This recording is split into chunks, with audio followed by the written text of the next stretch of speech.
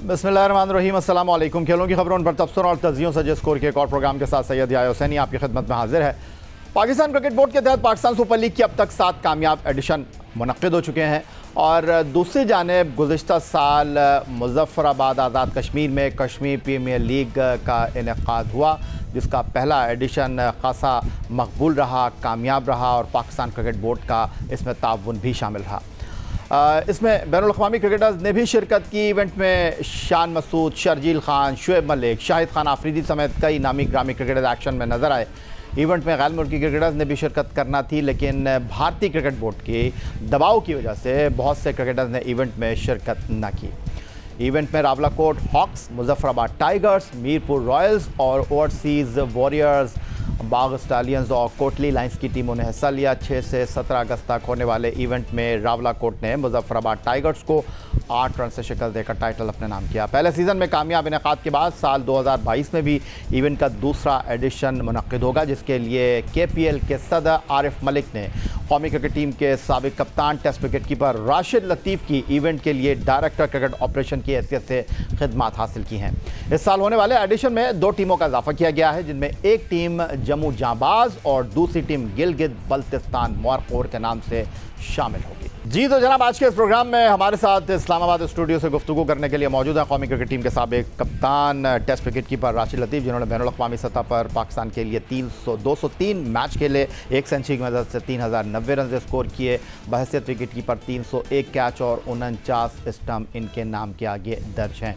अब Kashmir premiere league के director cricket की हैसियत से मंजर-ए-आम पर आए हैं और राशिद लतीफ़ पाकिस्तान क्रिकेट में किसी तारुफ के मोहताज नहीं हैं और कश्मीर प्रीमियर लीग में क्या राशिद लतीफ़ करना चाहते हैं और किस मनसूबाबंदी के तहत डायरेक्टर क्रिकेट की उन्होंने ऑफ़र कबूल की है, क्योंकि माजी में अगर हम देखें तो राशिद लतीफ़ साहब को पाकिस्तान क्रिकेट बोर्ड से और दूसरी लीग से कई बार मुंसलिक होने की ऑफ़र की गई, लेकिन राशिद लतीफ़ जिनके बारे में कहा जाता है कि वो अपने उसूलों पर ख़ासे कारबंद रहते हैं, उसूलों पर सौदेबाजी नहीं करते, अब वो जनाब आपको हर जगह दिखाई नहीं देते। राशिद लतीफ़ साहब खुश आमदीद कहेंगे आपको।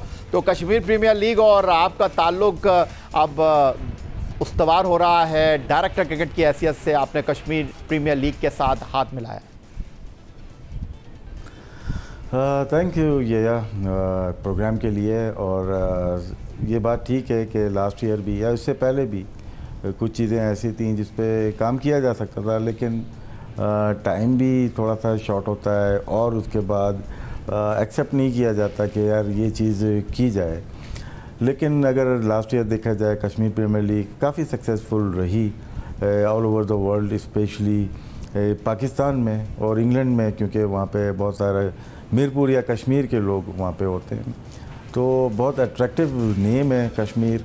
और मेरा ज्वाइन करने का मकसद ये था कि इसको मज़ीद आगे की तरफ बढ़ाया जाए और जो लोकल जो प्लेयर्स हैं कश्मीर के उनको अपॉर्चुनिटी मिले, वहाँ पे इंफ्रास्ट्रक्चर डेवलप हो थ्रू KPL जो मैनेजमेंट है, और वो वहाँ पे काम भी करे और डेवलपमेंट का भी काम करे, जो कि ज़रूरी है कि अगर आप यूज़ कर रहे हैं नेम कश्मीर का तो वहाँ के लिए आपको कुछ ना कुछ तो करना है। वहाँ के प्लेयर्स खेलने चाहिए, लोकल प्लेयर खेलने चाहिए KPL में, और आगे जाके आप डेवलपमेंट का भी काम करें। इस तरह क्या होगा, फ़रो होगा क्रिकेट को कि आप उससे कश्मीर के जैसे PSL है या KPL है, आप मुनाफा कमा रहे हैं या एक प्रोडक्ट लॉन्च की हुई है तो उसका लोकल को क्या बेनिफिट है, तो ये भी एक मकसद है। और डेवलपमेंट का काम अगर हो तो वो ज़्यादा बेहतर है उस खित्ते के लिए। राशिद लतीफ़ साहब, पिछले सीज़न में कश्मीर प्रीमियर लीग में 6 टीमें खेली और इस बार 2 टीमों का इजाफा हुआ है, और जिस तरह हमने अपनी प्रोग्राम की शुरुआत में बताई, जम्मू जांबाज और गिलगित बल्तिस्तान मोरखोर की 2 टीमों का इजाफा हुआ है। आप डायरेक्टर क्रिकेट की हैसियत से इस कश्मीर प्रीमियर लीग के साथ अब हमें दिखाई देंगे। आरिफ खान साहब और उनकी टीम ने गुज़िश्ता सीज़न में बहुत अच्छे अंदाज में इस इवेंट का इनेकाद किया, शाहिद खान आफरीदी की क़यादत में टीम चैम्पियन बनी। तो मैं अगर आपसे ये पूछूं कि पाकिस्तान क्रिकेट के लिए आप काम करना चाहते हैं, लेकिन आपके अपने उसूल हैं, आपकी कोई चीज़ें हैं जिनके मुताबिक आप काम करते हैं, तो मैं आपसे ये जानना चाहता हूं कि क्या ऐसी चीज़ थी जिसने आपको अट्रैक्ट किया और आप कश्मीर प्रीमियर लीग के साथ एसोसिएट हुए, और आपका ये जो मुआहिदा है वो कितने अरसे के लिए? 1 साल का है। असल में जो हालात पॉलिटिकल आप देख रहे हैं चल रहे हैं उसको तनाजुर में रखते हुए भी डिसीजन है, क्योंकि यहाँ पे हर एक को किसी न किसी हिस्से में बांट दिया जाता है कि आप इस तरफ के हैं तो आपको ये नहीं मिलेगा, आप इस तरफ हैं तो आपको ये नहीं मिलेगा। ये प्राइवेट लीग है, देखिए ना, Pakistan cricket board under government of Pakistan है, तो इस वजह से डिसीजन करने में थोड़ा सा मुश्किल होती है। तो मैं ऑलरेडी पाकिस्तान टेलीविज़न का एक हिस्सा हूँ, तो बहुत ज़्यादा मुश्किलात मुझे नज़र आती हैं, क्योंकि डिसीजन करना इतना आसान नहीं होता इस माहौल में। तो ये सोचा कि इस मौके पे, इस पीरियड में जब सबसे मुश्किल मौका मिला है पाकिस्तान को यहाँ पे, तो प्राइवेट लीग में ज्वाइन किया जाए, जहाँ पे आप अपनी मनमानी भी कर सकते हैं राइट डायरेक्शन में और ऑनेस्टली से काम भी कर सकते हैं और किसी का पॉलिटिकल इतना इन्फ्लुएंस होगा नहीं। तो ये एक रीज़न रहा, मौजूदा सूरत हाल की वजह से आप कह सकते हैं कि डिसीजन लिया है मैंने। और दूसरा ये कि बहुत टाइम हो गया था, मैं लास्ट कराची किंग्स के लिए रहा, काफ़ी टाइम हो गया था, 2 साल मैंने काम किया उनके लिए और बड़ा मज़ा रहा, डेवलपमेंट का काम रहा।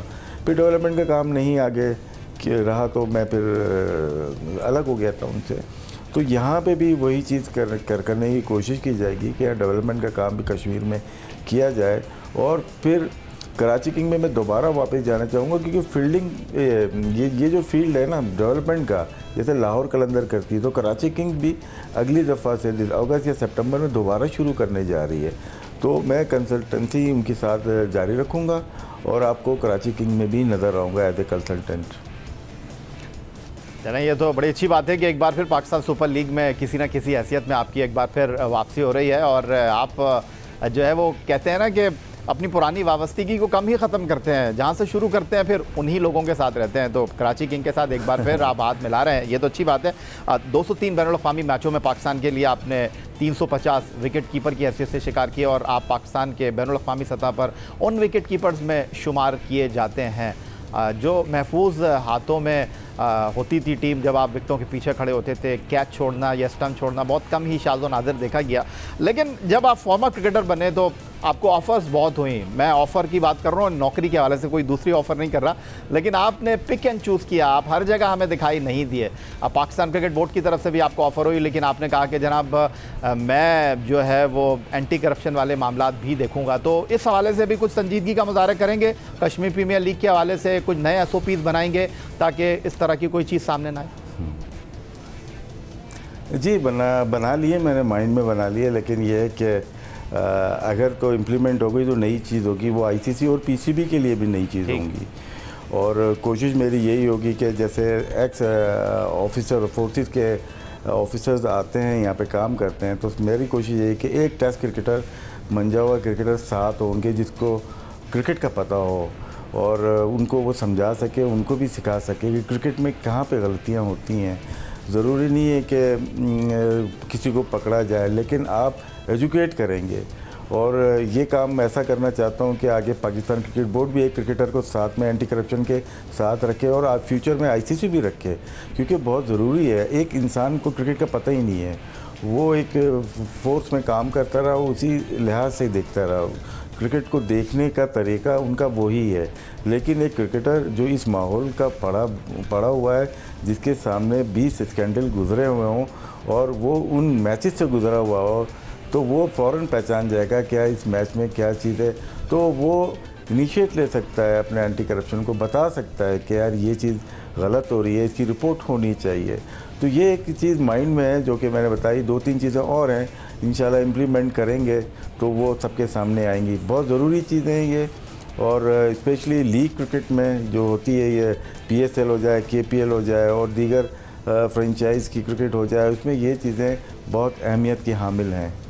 अच्छा राशिद अजीज़ साहब, आपके जहन में जिस तरह बहुत सारी चीज़ें चल रही हैं, हमारे जहन में भी बहुत सारे सवालात हैं, लेकिन KPL के हवाले से एक इंतहाई इंपॉर्टेंट सवाल कि KPL का जो फर्स्ट सीज़न था उसमें कुछ इस तरह की शिकायत सामने आई कि जहाँ बहुत सारे खिलाड़ियों को जो है वो पेमेंट नहीं हुई। लेकिन जो अब आप आए हैं डायरेक्टर क्रिकेट की हैसियत से, तो फ्रंट पर आप नज़र आएंगे, फेस हैं आप कश्मीर प्रीमियर लीग का, तो इस हवाले से डेफिनेटली आपने भी खबरें सुनी होंगी, तो आपने कश्मीर प्रीमियर लीग की इंतज़ामिया से इस हवाले से बात की है कि जनाब टूर्नामेंट ख़त्म, लोगों के अकाउंट में पेमेंट उतर जानी चाहिए। इसमें सीधा सा फार्मूला है, ठीक है ना। इसमें मेरा नहीं ख्याल कि कोई चीज़ कैश में होनी चाहिए या इंतज़ामिया जो है KPL की उनको अपने पास रखनी चाहिए। सीधा सीधा फ्रेंचाइज का काम है कि वो जब टूर्नामेंट अनाउंस हो, टीम अनाउंस हो, पेमेंट वो खुद करें। पेमेंट जब वो खुद कर देंगे तो एक फ़ाइल होती है उनकी होगी, वो हमें फॉरवर्ड कर देंगे हमने पेमेंट कर दी है।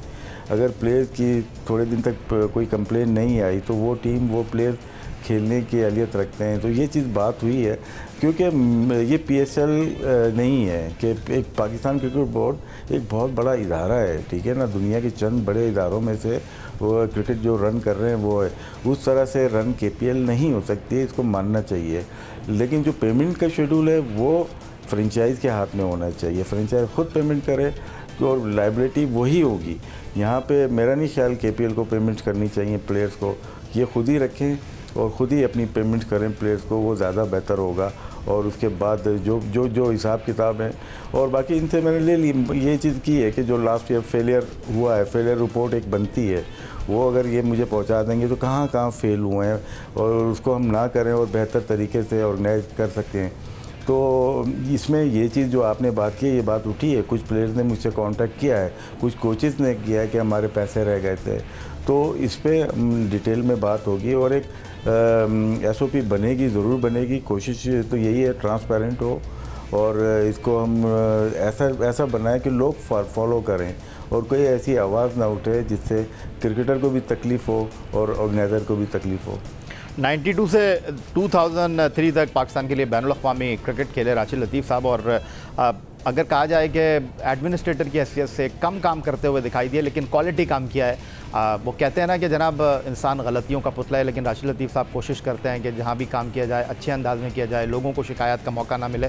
तो इस नए रोल में राशिद लतीफ़ साहब हमारी बेस्ट विशेज़ आपके साथ हैं, और डेफिनेटली जो लोग आपसे प्यार करते हैं, मोहब्बत करते हैं, और वो भी आपके लिए नए ख्वाहिशात रखते हैं कि डायरेक्टर क्रिकेट की हैसियत से कश्मीर प्रीमियर लीग में आप अच्छे अंदाज में हमें काम करते हुए दिखाई दें। आप हमारे साथ इस्लामाबाद स्टूडियो से मौजूद रहेंगे। प्रोग्राम में वक्त हुआ एक ब्रेक का, ब्रेक से वापस लौटेंगे तो कुछ और बात करेंगे।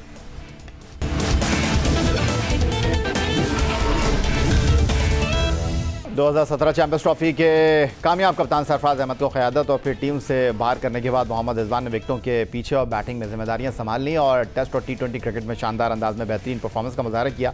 लेकिन एक रोज़ा क्रिकेट में मोहम्मद रिजवान इस रंग में नजर ना आ सके जिसकी झलक T20 में वो इनिंग का आगाज़ करते हुए और टेस्ट क्रिकेट में लोअर ऑर्डर में बैटिंग करते हुए दिखाते हैं। और वनडे इंटरनेशनल के आखिरी 2 साल में मोहम्मद रिजवान की कारकर्दगी की बात की जाए तो इस दौरान 12 मुकाबलों में पाकिस्तान के लिए खेले और 17.45 की औसत से 192 रन बना सके, जिसमें एक निफ सेंचुरी शामिल रही। इस अरसे के दौरान सरफराज अहमद को सिर्फ जनूबी अफ्रीका के खिलाफ एक बैनुल-अक़वामी वनडे खेलने का मौका मिला। तो राशिद लतीफ़ साहब हमारे साथ आप इस्लामाबाद स्टूडियो से मौजूद हैं, और पाकिस्तान के विकेट कीपर्स की तारीख़ जब भी लिखी जाएगी तो उस फहरिस्त में आपका नाम सर फहरिस्त होगा। और आज अगर हम पाकिस्तान के उफ़क़ पर विकेट कीपर के मुकाबले की बात करते हैं तो अब आपको लगता है कि रिजवान जो है वो बिल्कुल इस दौड़ में आगे निकल गए हैं, सरफराज दूर दूर तक है नहीं और रिजवान का दूर दूर तक कोई मुकाबला नहीं है, या आपको लगता है कि अब भी सरफराज का उनके साथ कोई मुकाबला है? यह अपॉर्चुनिटी की बात है। पहले कामरान अकमल खेलते आए, बड़े टाइम खेला पाकिस्तान के लिए, उन्होंने नुमाइंदगी की, बड़ा अच्छा खेले वो, और उसके बाद उनको रिप्लेस किया। वो भी तीनों फॉर्मेट में खेलते थे। उसके बाद सैफ़ी ने, सरफराज ने लीड भी किया, कप्तानी बहुत अच्छी की पाकिस्तान के लिए, परफॉर्मेंसेस अच्छी दी। 15 के वर्ल्ड कप में बहुत अच्छा खेले। उसके बाद चैम्पियंस ट्रॉफ़ी यादगार वो जीते वो, और ट्रॉफ़ी पाकिस्तान के लिए लेके आए। उसके बाद 19 का वर्ल्ड कप था। बहुत सारी चीज़ें यादें हैं उनकी, अच्छी बैटिंग की भी, फिर कोयटा ग्लैडिएटर के लिए कप्तानी की, चैम्पियन भी हुए, पाकिस्तान अंडर 19 की कप्तानी की, चैम्पियन हुए, सारी चीज़ें अचीव की उन्होंने। लेकिन ये कि मैं ये समझता हूँ, और भी काफ़ी लोग ये समझते होंगे कि उनको और क्रिकेट खेलनी चाहिए या खेलनी चाहिए थी, जो भी आप लफ्ज़ लेना चाहते हैं।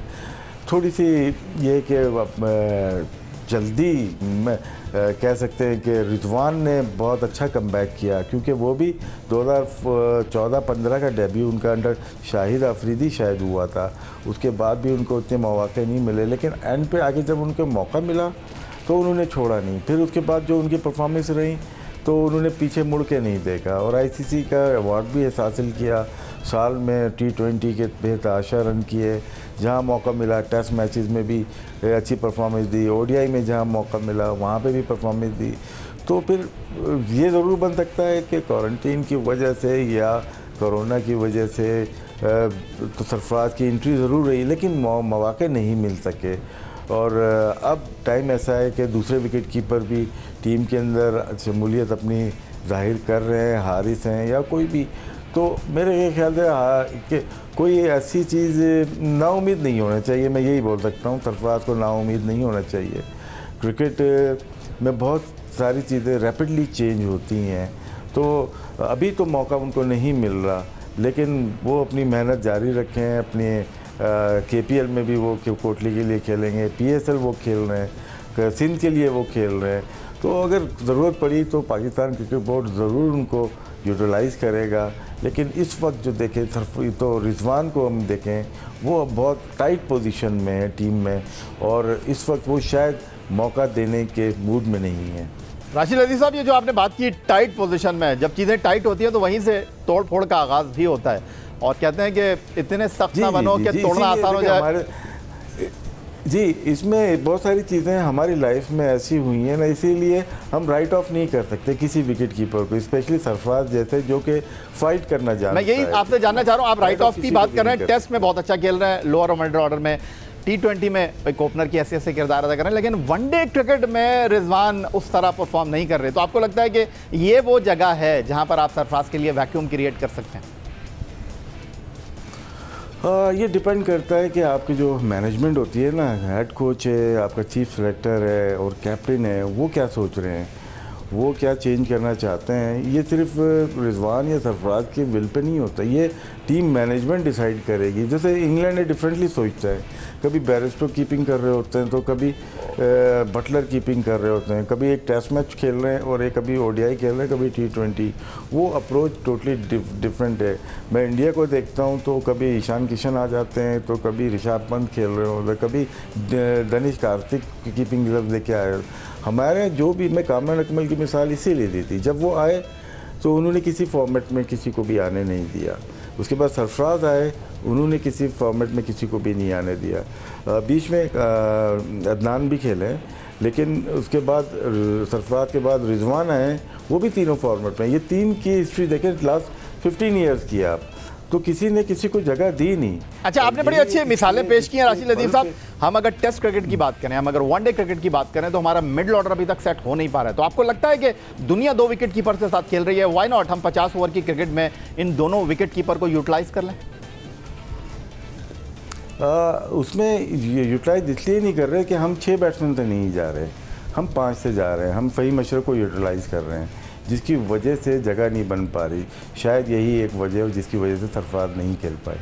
ठीक है, तो आपने बाकी विकेट कीपर्स की बात की। आपको लगता है कि हारिस, रोहेल नज़ीर, आज़म खान, इनका फ्यूचर ब्राइट है? ये आपको लगता है कि अगर इनको भी मौका नहीं मिला और अगर 2-1 साल मज़ीद रिजवान जो है अपनी जगह पर मौजूद रहे, तो ये भी क़िस्सा पारीना हो जाएंगे? कम से कम रोहेल नज़ीर के बारे में तो मैं ये कह सकता हूँ कि आपने उनको पाकिस्तान शाहीन का कप्तान बनाया, उनको आपने फ्यूचर प्रॉस्पेक्ट कहा। वो कराची किंग के लिए इस बार सीज़न खेले, इस्लामाबाद यूनाइटेड के लिए पिछला सीज़न खेले थे, बट आई डोंट नो, उनकी शक्ल अच्छी नहीं लगती लोगों को। आई डोंट नो उनके साथ क्या मसला है, उनको आपने हटाकर उनके ऊपर हारिस को बिठा दिया।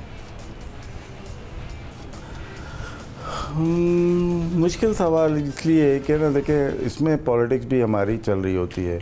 नॉर्दर्न रीजन के इस्लामाबाद से शकील शेख साहब से उनके ताल्लुकात रहे हैं, और जिसकी मैं ये समझता हूँ, अल्लाह आलम सही है नहीं है, लेकिन मैं ये समझता हूँ उनको थोड़ा सा पीछे इस वजह से होना पड़ा। इवन इमाद वसीम को भी पीछे होना पड़ा था, एक आध टूर पे नहीं गए, लास्ट सीरीज़ भी वो नहीं खेल पाए। होता है, इस तरह से चलता है। लेकिन ये है कि जहाँ तक आज़म की बात है, मिडिल ऑर्डर हमारी T20 में परफॉर्म नहीं करी, तो आज़म जिस तरह से परफॉर्म कर रहा है, मुझे उम्मीद है कि वो टीम में होंगे। जिस तरह से वो बैटिंग कर रहे हैं, जो स्ट्राइक रेट है उनका। हारिस का ये है कि हारिस ओपन करेंगे तो रिजवान वहाँ पे मौजूद हैं। जो इम्पैक्ट हमारा दलमी की मैचेस में नज़र आया, वो एज ए ओपनर आए। एज ए ओपनर उनकी जगह नहीं बनती। तीसरा ओपनर अगर हम लेते हैं तो वो हमारे फ़खर मौजूद है, इसके अलावा शान मौजूद है, तो वहाँ पे हारिस की जगह बनती हुई नज़र नहीं आ रही। वनडे में आप हारिस को ले सकते हैं। तो मेरा ये मानना है कि 2 विकेट कीपर आप ट्राई करें। तो आज़म मिडिल ऑर्डर में भी खेल सकता है, कीपिंग करें रिजवान और रोहिल नज़ीर को भी। रोहिल नज़ीर टेक्निकल बैटर प्लेयर रहा है, जो कि पाकिस्तान के एमर्जिंग बेस्ट प्लेयर हुआ था, 2021 में हुआ था। उसके बाद उन पर इतने रहमो करम नहीं किया गया। सारे प्लेयर जितने भी कीपर्स की आपने बात की, सारे बहुत अच्छे हैं, अच्छा परफॉर्म किया हुआ है इन्होंने। लेकिन ये कि मुझे जो लगता है कि जहाँ तक आज़म और रिजवान 2 ऐसे हैं जो कि आने वाले T20 मैचेस जो हैं यहाँ पे एशिया कप हो जाए या वर्ल्ड कप हो जाए, शायद इनको ज़्यादा प्रेफर किया जाए। बाकी सिलेक्शन कमेटी पे कप्तान के ऊपर है, टीम मैनेजमेंट के ऊपर है कि वो किसके ऊपर फोकियत देते हैं। तो पाकिस्तान क्रिकेट टीम के साबिक टेस्ट कप्तान विकेट कीपर राशिद लतीफ़ की गुफ्तगू आपने सुनी और आज के इस प्रोग्राम को यहीं रोकते हैं। और राशिद लतीफ़ हमारे साथ अलबत्ता मौजूद रहेंगे और इस प्रोग्राम का दूसरा हिस्सा आप देख सकेंगे कल। तो इजाज़त दीजिए, अल्लाह हाफ़िज़।